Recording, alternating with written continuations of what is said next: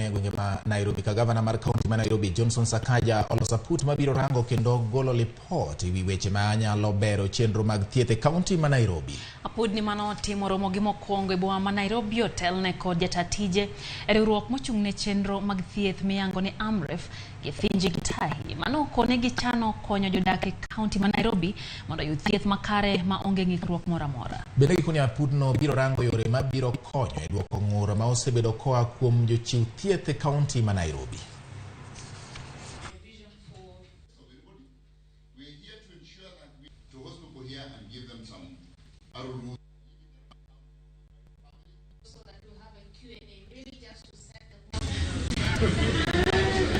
We were inaugurated by the governor through a gazette notice in September of this year, and we have a very short time frame to consult the stakeholders of Nairobi, including the people of Nairobi themselves. You look at this county, generally we are able to provide services that are limited by the money that's available.